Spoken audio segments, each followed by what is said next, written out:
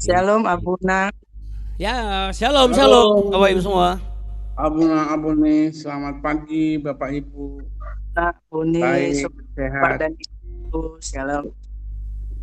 Shalom untuk semuanya. Shalom. Shalom. Lingga. Selamat pagi semuanya. Lingga. Iya. Yo. Shalom pagi.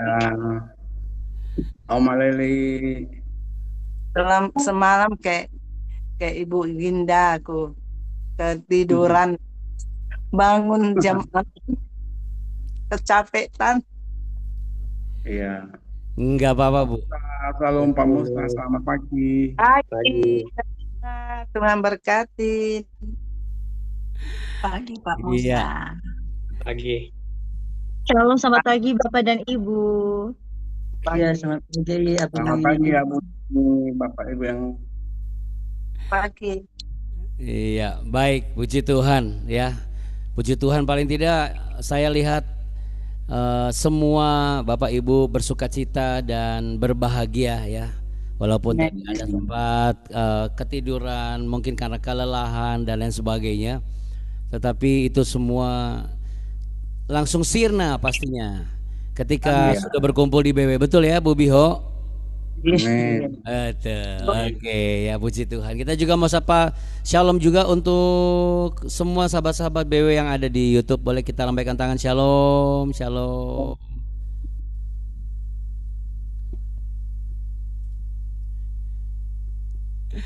Baik saudara, puji nama Tuhan. Baik, ayo kita mulai sama-sama BW kita pada hari ini. Mari kita satu di dalam doa. Mari saudara kita berdoa ya, sambil menunggu rekan-rekan yang lain. Kita mulai hari ini.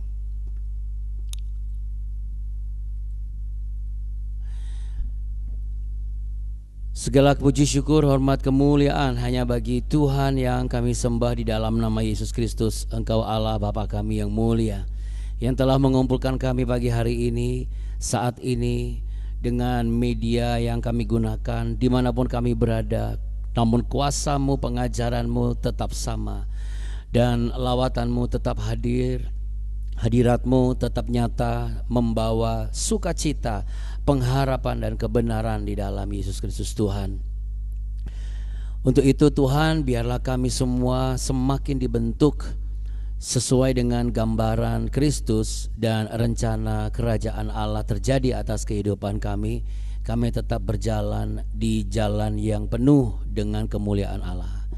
Bapa kami yang di surga, dikuduskanlah nama-Mu, datanglah kerajaan-Mu, dan jadilah kehendak-Mu di bumi seperti di surga. Berikanlah kami pada hari ini makanan kami yang secukupnya, dan ampunilah kami akan kesalahan kami, seperti kami juga mengampuni orang yang bersalah kepada kami. Dan janganlah membawa kami ke dalam pencobaan, tapi lepaskanlah kami daripada yang jahat.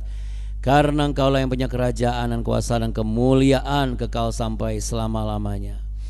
Dalam nama Tuhan Yesus Kristus kami berdoa dan mengucap syukur. Katakan amin. Haleluya, puji Tuhan. Haleluya, puji Tuhan. Ya Bapak Ibu, mari kita naikkan pujian berikut ini untuk menyadarkan kita bahwa arti hidup kita ini benar-benar harus sesuai dengan apa yang sudah Tuhan kerjakan melalui kuasa, kasih dan karyanya di kayu salib.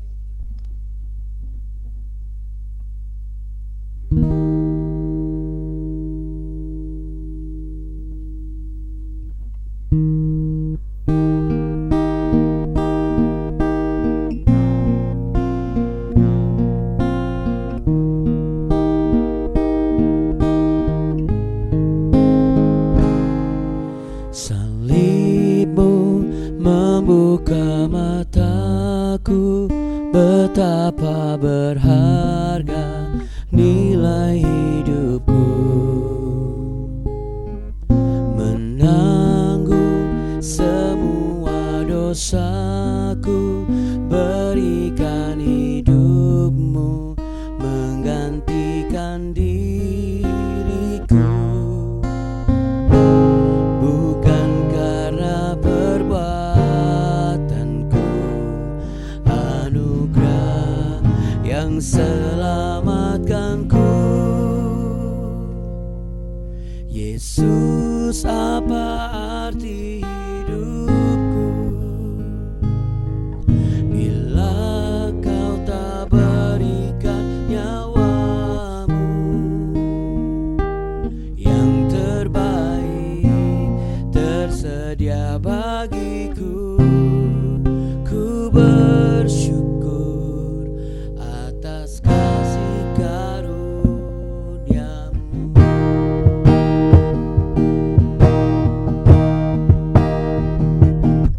Salibmu membuka mataku, betapa berharga nilai hidupmu. Amin. Menanggung semua dosaku, berikan hidupmu menggantikan diriku. Bukan karena perbuatanku, anugerah yang selamatkanku. Yesus, apa arti hidupku bila kau tak berikan nyawamu yang terbaik tersedia bagiku. Ku bersyukur atas kasih karuniamu.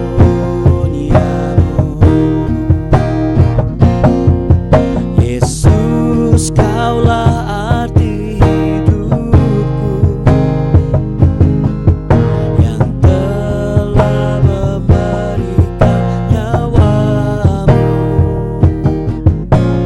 yang terbaik tersedia bagiku. Ku bersyukur atas kasih karuniamu.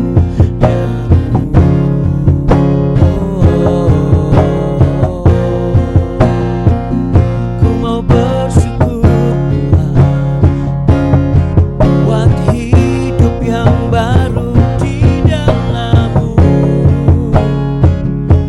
Haleluya.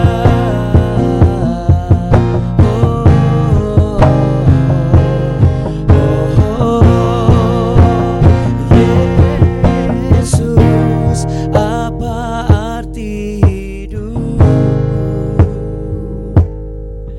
bila kau tak berikan nyawamu yang terbaik tersedia bagiku. Ku bersyukur atas kasih karuniamu.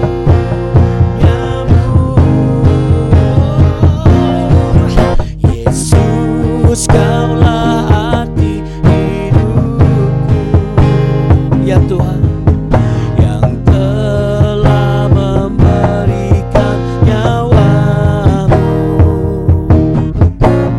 yang terbaik tersedia bagiku. Ku bersyukur atas kasih karuniamu, atas kasih karuniamu, atas kasih karuniamu.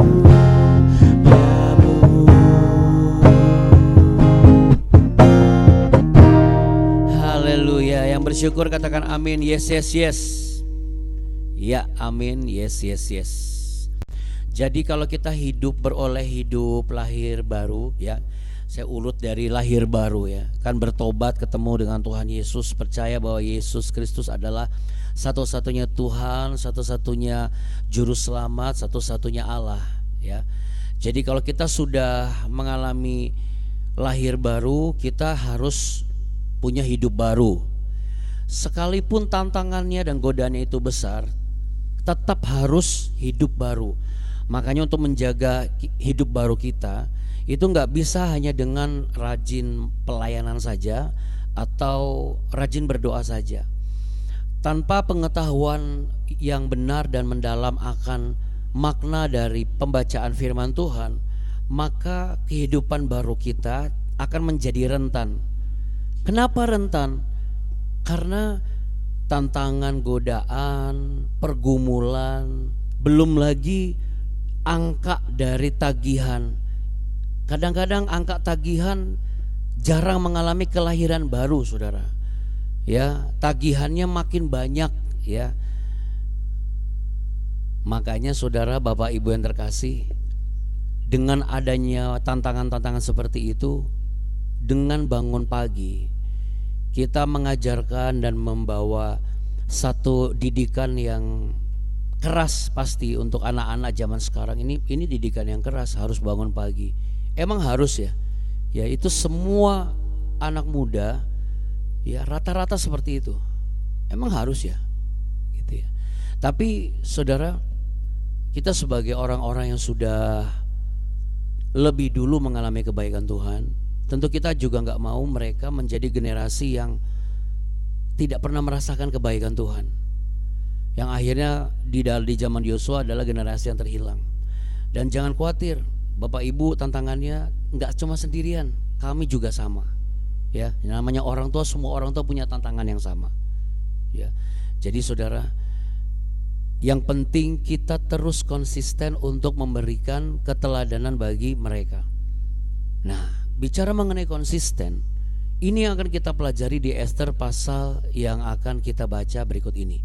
Mari kita buka Ester pasal yang ke-9. Kita mulai baca dari ayat yang ke-6.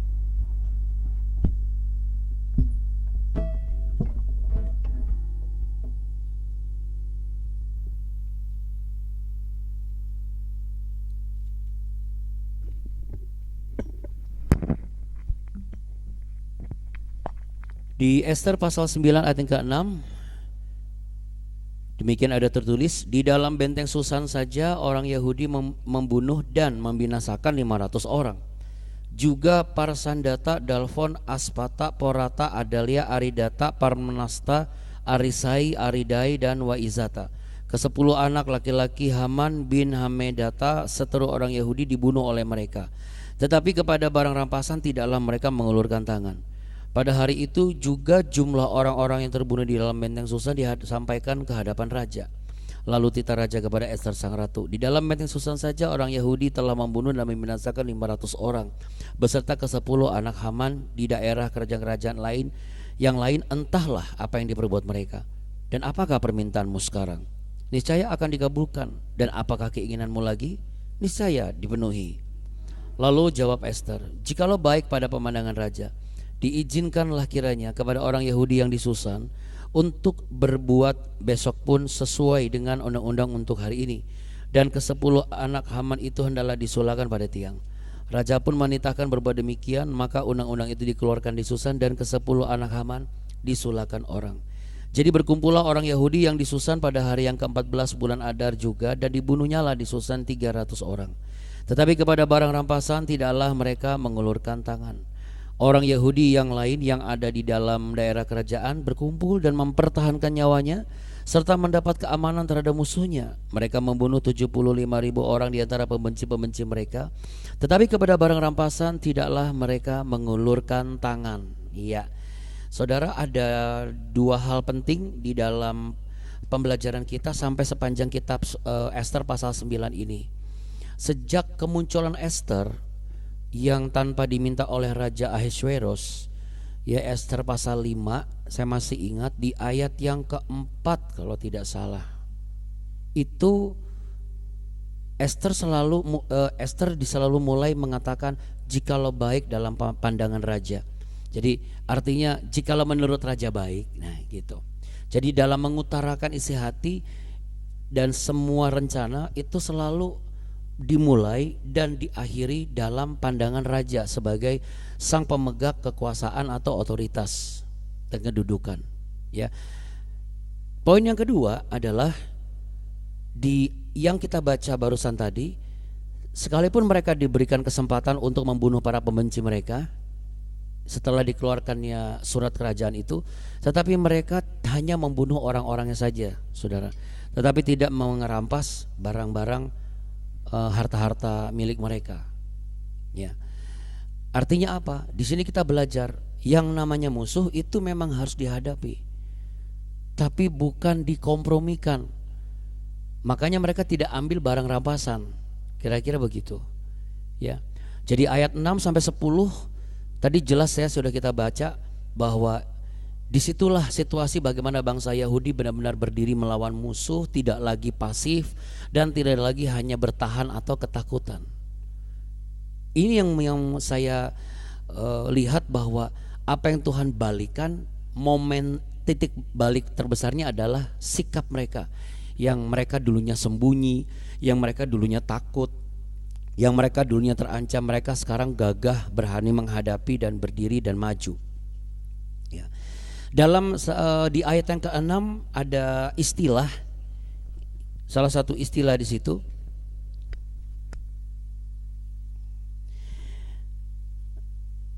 Ketika bangsa Yahudi atau orang-orang Yahudi ya membunuh dan membinasakan, ya, membunuh dan membinasakan, bisa juga mengalahkan, bisa juga menghancurkan. Semua unsur-unsur kata itu adalah bagian dari makna teologis nahah.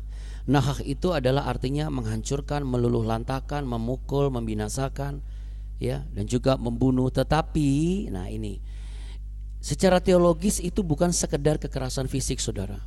Karena dalam konteks kitab Ester ini adalah gambaran tentang bagaimana situasi kita untuk melakukan satu tindakan demi menghentikan ancaman yang selama ini berpotensi menghancurkan kehidupan mereka. Ya. Karena kalau misalnya kita bicara mengenai masalah terbesar dalam hidup kita secara manusia rohani, kita terlalu banyak komprominya daripada menghadapinya.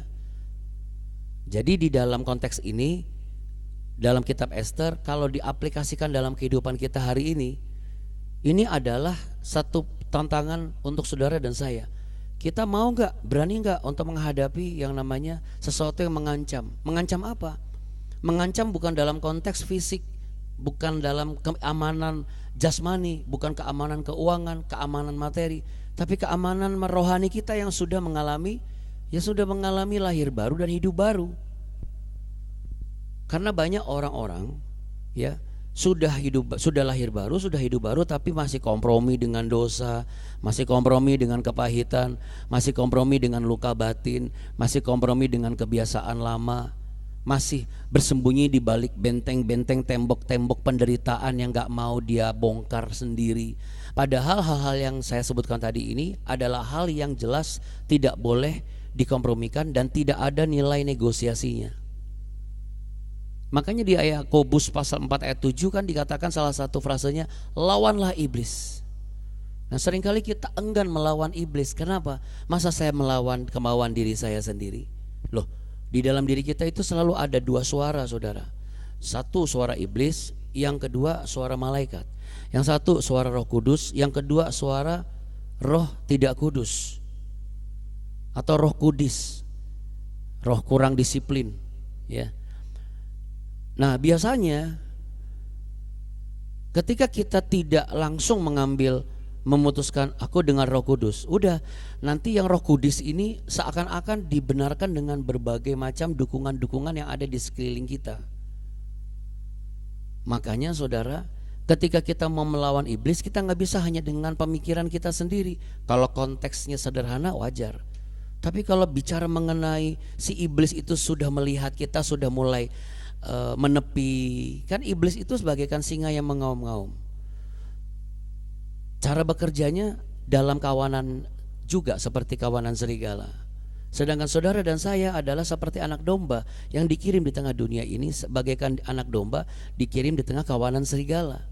Nah anak domba terpisah dari kawanan domba yang lain, bengong, lesu. Wah ini incaran iblis banget. Makanya Bapak Ibu hari ini apapun yang menjadi problem atau hal yang melelahkan dan melemahkan tubuh rohanimu, mindset rohanimu, lawan. Bagaimana caranya? dalam nama Tuhan Yesus. Berdiri teguh. Bagaimana caranya? Berdoa, baca firman Tuhan. Kalau saya lagi kadang-kadang bukan lesu ya, tetapi saya merasa bahwa saya lagi butuh dukungan moral. Bapak Ibu, saya tuh seringkali buka BW loh. Bukan saya pengen lihat lihat wajah saya sendiri, bukan. Saya memposisikan diri sebagai apa? Sebagai insan yang sedang membutuh kekuatan moral. Saya menyadari manusia rohani saya ini butuh dikuatkan terus. Jadi kalau saya nonton itu BW sendiri, saya tidak merasa yang lain kecuali saya dikuatkan dan saya ikut berdoa. Ada kalanya saya melakukan itu loh Bapak Ibu. Jadi adanya BW ini, adanya lagu yang kita nyanyikan di ibadah itu bukan cuma sekedar kita nyanyikan lalu Senin sampai Sabtu kita nggak nyanyi sama sekali, nanti dinyanyikan lagi di hari Minggu. Karena ada orang-orang yang sudah tahu hidupnya itu dirusak oleh dendam, hidupnya bisa dirusak oleh amarah, kualitas dia itu bisa dirusak oleh kesedihan yang berlarut-larut. Tapi apa? Tetap dipelihara terus. Sedangkan inilah metafora musuh-musuh, pembenci-pembenci yang di masa di kitab Ester ini, yang ada di Bintang Susan, yang ada di daerah-daerah luar lainnya. Ada yang sudah tahu pergaulannya toksik, ada yang sudah tahu hal ini tuh racun buat dia. Tapi apa? Dipertahankan terus. Jadi hari ini firman Tuhan yang kita baca barusan itu bukan supaya musuh saya adalah suami saya, istri saya, anak-anak saya, ayo kita bunuh, kita bakar, kita gebukin. Enggak begitu saudara ya, saya katakan tidak seperti itu. Tapi makna teologis dari yang saya sebutkan tadi satu kata, tapi artinya itu benar-benar sebuah perbuatan yang membutuhkan keberanian, yaitu nakah. Kita harus berdiri teguh, lawan dan hancurkan iblis itu. Jangan lagi kita pertahankan amarah kita, jangan lagi kita pertahankan dendam kita, jangan lagi kita pertahankan lara kita. Karena Tuhan Yesus tidak memanggil saudara dan saya untuk kompromi dengan musuh rohani dan hal-hal yang mengikutinya. Ibarat kata nih, saya punya pengalaman. Saya udah tahu, saya kalau makan makanan jenis ini, itu saya mungkin alergi, gatel-gatel, atau darah saya tinggi, atau gula saya naik. Tapi tetap dimakan tiap hari. Ini kan repot. Nanti begitu dimakan sudah sakit, ke dokter nggak bisa, minta-minta doa kesembuhan ilahi sama pendeta. Loh gimana ceritanya? Begitu nggak disembuhkan, marahnya sama Tuhan Yesus, makin lucu lagi. Udah kayak stand up comedy. Kesembuhan itu perlu dijaga. Katakan sama-sama dengan saya sebelum saya akhiri. Kesembuhan perlu dijaga. Kemenangan perlu dijaga. Kecerdasan perlu dijaga.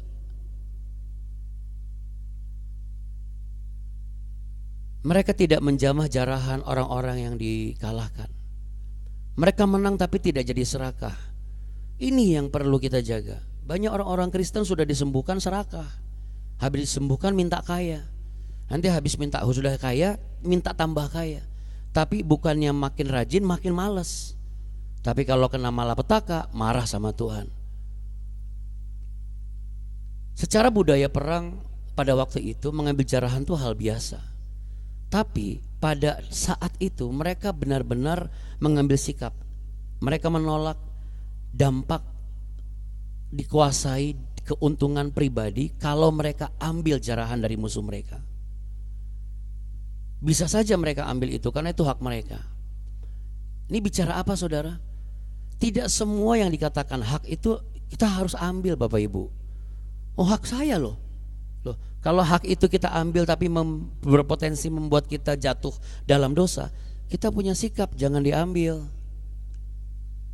Kalau komisi dari pekerjaan itu membuat kita makin jauh sama Tuhan, lebih baik gak usah diambil. Sekalipun kita sudah bekerja dengan keras.